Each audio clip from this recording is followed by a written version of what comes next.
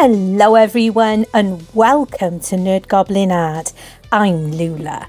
It is Froggy FriYAY, which means we have to create something froggy. So there's only one thing for us to do. Let's go play. We haven't had this froggy out for a while and I'm going to be using Chameleon Wicker and the holographic indigo green goldy type one, I think it says. I can't remember, it might be a different color in there, but these are from the Tiny Turner, which are available from Wendy at Toonpish Crafts, and everything where possible will be listed down below in my description box. Isn't that color absolutely beautiful? Now it's probably been coming on nearly a year since I used this mould. It kind of disappeared on me and I finally found it again. Yes, how cool is that? And I thought, let's get a really cool chameleon holographic flex into this mould, and I'm doing so by burnishing in. And this one that I'm putting in now, this is the holographic one. It really does look cool, especially when it is backed with the black resin.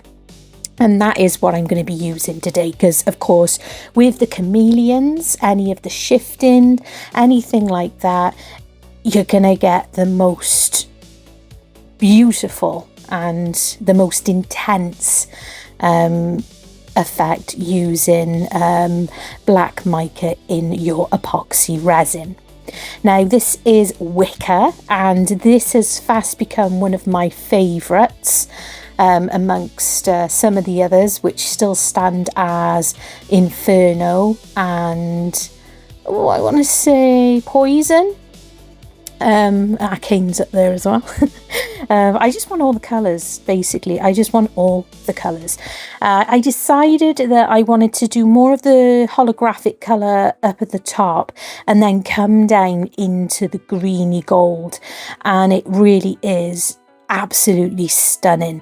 Of course, if you've been here a minute, you will know this, but if you happen to be new to resin or anything of the sort, when you are burnishing in, that's putting your colour onto the mould, where resin is concerned and where the mould is concerned, the first colour that is touching the mould is the colour that you are going to get at the end. So, you know, always be mindful of that. As you can see, I've got a big, I got a big old mop brush sitting to the side as well, and once I'm happy with burnishing in the two colours, I'm going to use that big old mop brush just to brush all over, and if there's any bits that I've missed, this will sort that out. It's always good to do this as well, to get rid of any excess. If you don't want any of the anything floating around any of the resin, it's not going to matter with this one. But check that out, isn't it gorgeous? Look at those colours. I am in love. In love, and I'm pretty sure that it's going to look absolutely awesome.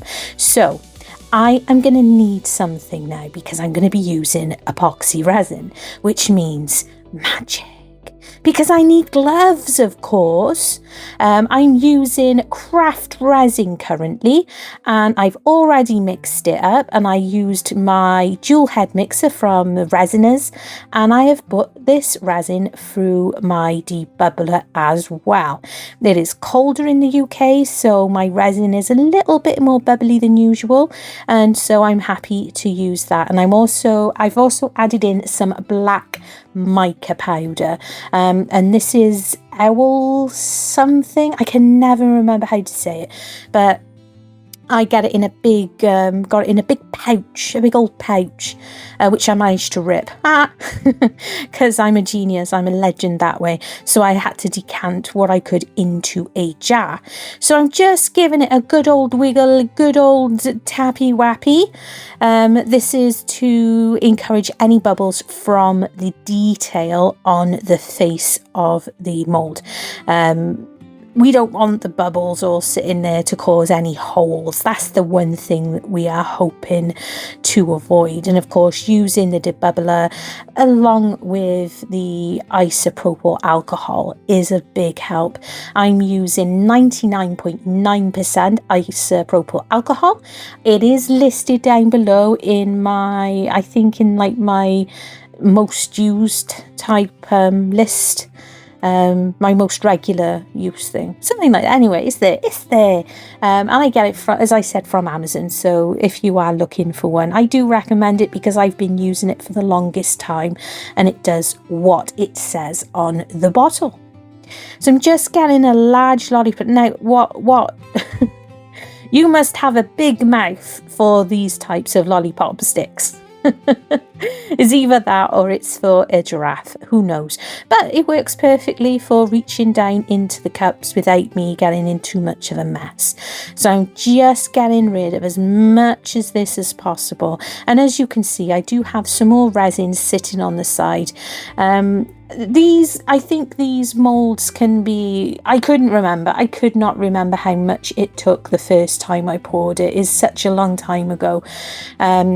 So guesstimation, I'd rather overestimate the amount than underestimate. And as we all know, when it comes to Froggy Friday, I've always got something waiting in the wings regardless. This mould is a little bit of a funny one. I believe I got it from Temu, and you've got to keep an eye on it because the balance isn't quite right, especially when it comes to the toes. So always keep an eye on those. My desk is level. I'm on a large leveling table, and it's still going to start to try and leak out over one of the toes on the left. So I do end up getting a little something under there to stop it from spilling out and, you know, losing stuff over the side. I'm making a mess. I really don't like it when we make mess.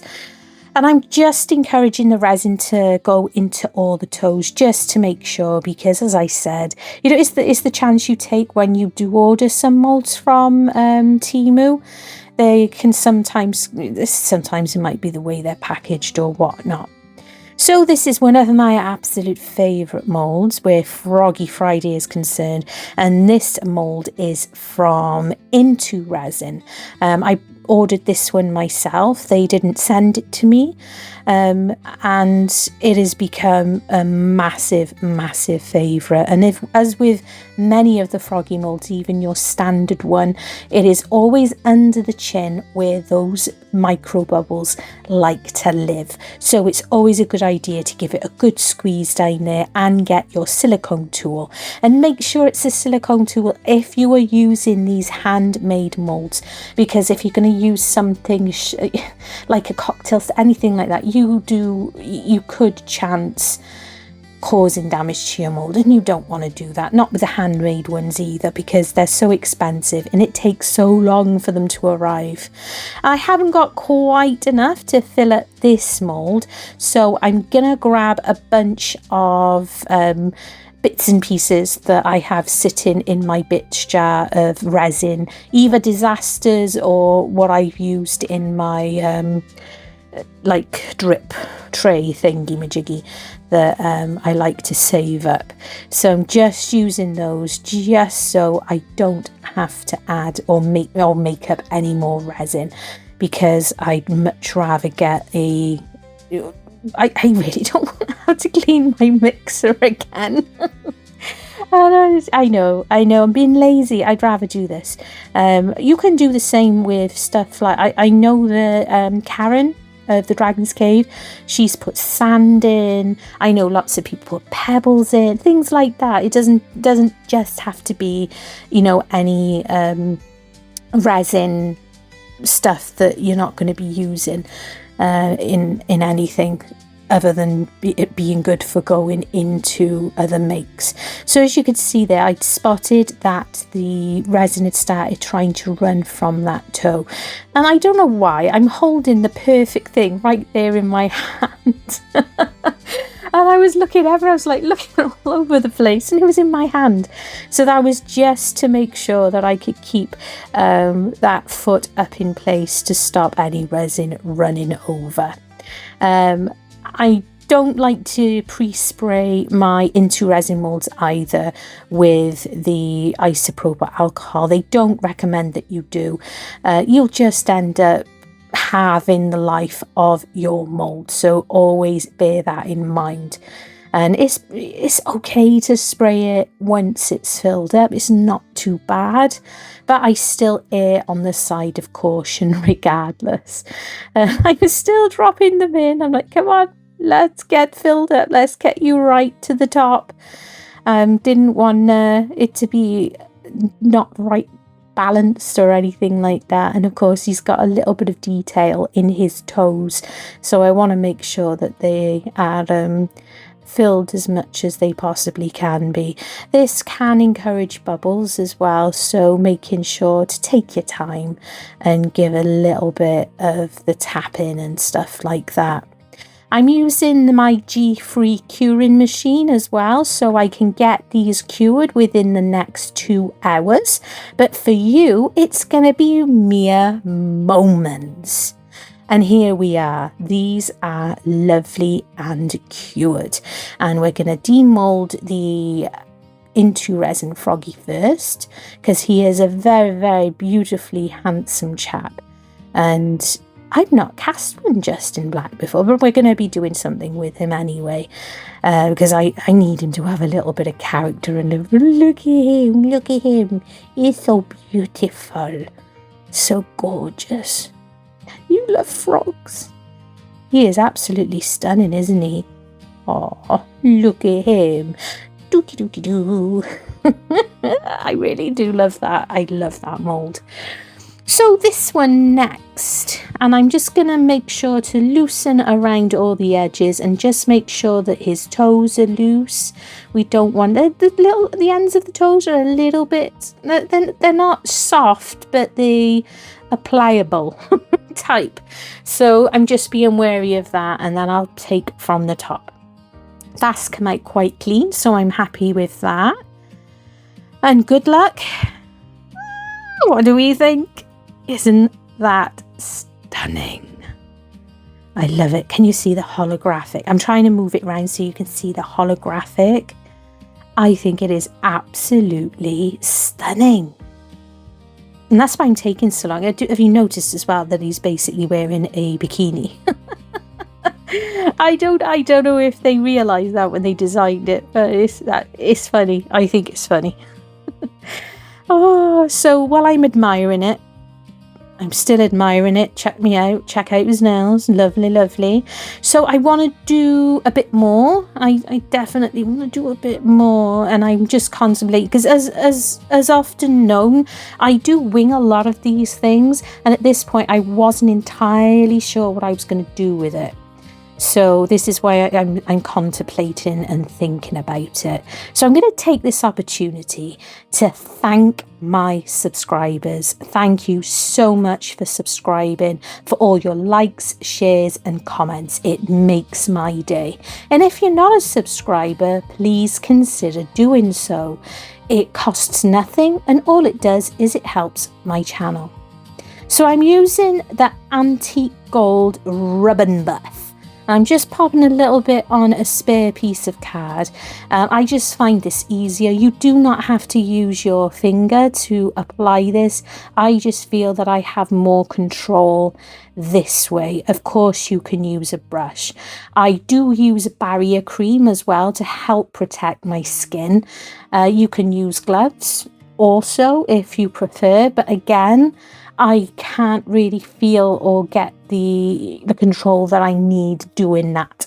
So, you know, be wary. You know, do a check first if you've never used it before. You know, just be careful and make sure you wash your hands thoroughly afterwards. But doing this, look at that. That wakes up all that beautiful bit of detail that is on this frog, and it is stunning. I really, really, really am pleased with this. So pretty. And, you know, obviously it does take a little bit more to clean away. You know, it's not as easy as maybe chrome markers and stuff, but the rub and buff will come away with some isopropyl alcohol. So if you do get anywhere you don't want it, where you feel it doesn't quite look right, don't panic. You can get it off. It just does take a little bit more, basically a bit more elbow grease than what the acrylic paints and the markers and stuff will do. So I'm really happy with that. And then we come to this beautiful little froggy, and I've already decided that I'm going to basically use, you know, the black colour. Basically, I've said basically twice. I'm saying a lot. I'm so sorry. So I am blah blah blah blah blah blah blah blah blah blah blah, just like that. Anyway, so I said so again. I'm just gonna go cry in the corner or something. Really, words are hard. Words are really hard. I am going to cover this froggy in that antique gold, and the black is acting as the base, so it doesn't, I'm not precious if there's any of the black showing. That is absolutely fine, but this is going to look absolutely awesome with that rub and buff covering, and you'll see as it comes along. It was one of those moments like, am I doing the right thing? Was this the right choice? But personally, I think it is, and I think this guy really does end up looking like an antique ornament. You wouldn't think that only 2 hours ago this was liquid and it was only made today, basically. By the time this is done, and that is what is wonderful about using these mediums mixed together. It is absolutely fantastic, and it didn't take a lot either. I've barely used I put on the smallest amount, didn't I, on that piece of card, and that is done for the larger froggy on that detail, and then all over on this froggy, which I think is wonderful. It doesn't take that long for it to dry either. More or less, once you get it onto the surface, it's not really going to be coming off anytime soon. It doesn't take long to settle, so you can basically handle it within about half an hour without getting anything on your hands whatsoever. So that is really useful to know. I have got some more colours in the rub and buff. I've got the silver, and I've also got the gold leaf. I am getting some more gilt wax colours. I'm after a purple, and I'm just waiting for that to be delivered. So that would be interesting. So this is what I decided to do. Now, I've been at the tip shop again, and I managed to get hold of a bunch of these frames, and all I've done is I've taken out the glass. I took out the original picture that was in there. I've kept the white frame, and I just put in some black card, and I'm just going to go round again, because you can see on the detail it already had like a yellow type colour to it, but it wasn't gold. I am happy with I'm going to call it antique.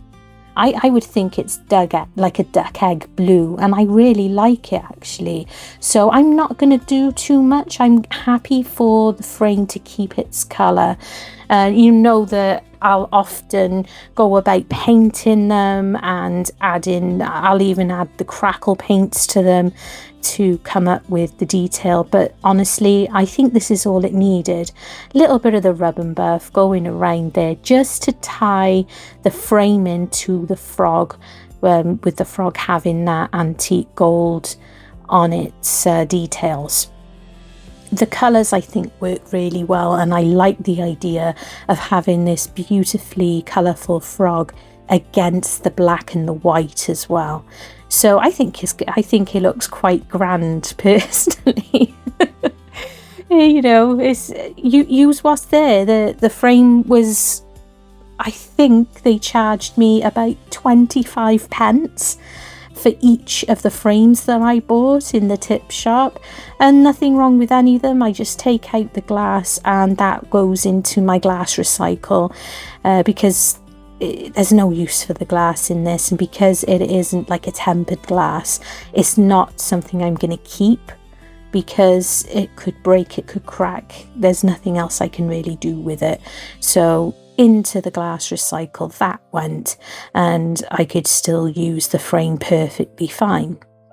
While I've been doing that, I did turn on my glue gun as well. I was considering just using the super glue that I have, but I think the glue gun's probably going to work just fine. And as you can see there, I'm just wiping off my fingers, and because I wear the barrier cream, anything like the rub and buff and stuff, it really comes off my fingers really easily. So just as I said, using my glue gun just to make sure. And you know, when you get to that point where the glue gun is like no more glue, but there's still glue there, but you've got to have the other glue stick pressing down on it. It's always the same, always the same. I like the idea of his front feet resting on the base of there, and I think that looks really good. I also decided that I wasn't going to do anything with the eyes because I don't think it would work. I think having it like this is absolutely perfect, and I'm really happy with it. It's going to look really nice up on somebody's wall, whether it's my wall, whether it's if I give it away, if somebody, you know, anything like that. It is worth me saying that if you are ever interested in anything that I make, my email address is in the description code. A lot of my makes I take to the shop. I do have a shop space, but if you ever do fancy something, you know, bearing in mind the costs of delivery, but, you know, email me and ask. That's all I can say. So I'm just using some of that super glue to put on that Froggy's crown, because all my Froggies get a crown, of course they do, and it's only going to take a few moments to set, and this crown is really going to set him off. So what is Froggy Friday? Froggy Friday is a collaboration which was started by Karen of the Dragon's Cave and Lisa from Girl in the Garage, helped by myself, Gert from Gert Creates, and Tim the Bass Resonator. And we're joined weekly, every Friday obviously because it's Froggy Friday, and you can do any medium that you wish. So drop any of us a message if you would like to join in. You don't have to do it every single week. You can join in as and when you please. But it is an awesome collaboration and it is great fun. So check out the playlist down below and have a watch, see what great artists and creators are out there, because they're just absolutely wonderful. They really are coming up with these makes every week, something different, something imaginative, something really out of the box, and sometimes it's just something really simple, and that's all it needs to be. But you don't have to just use resin. That is really important for you to know. I hope you enjoyed watching, and I hope you're inspired. Love you and stay weird.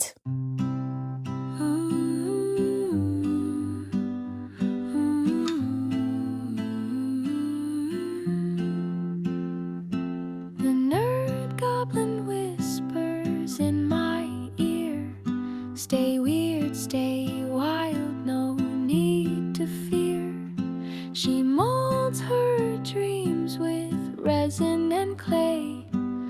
Whimsical wonders brighten the day. Stay wonderfully weird, let your colors unfold. Frogs and dragons, stories untold. Crocodiles dance in a resin sea. Stay weird, stay wild, stay beautifully free. She paints the night with the dragon's flame. In her hands friends, the world's never the same. Frogs in hats and crocodiles grin, each creation a spark.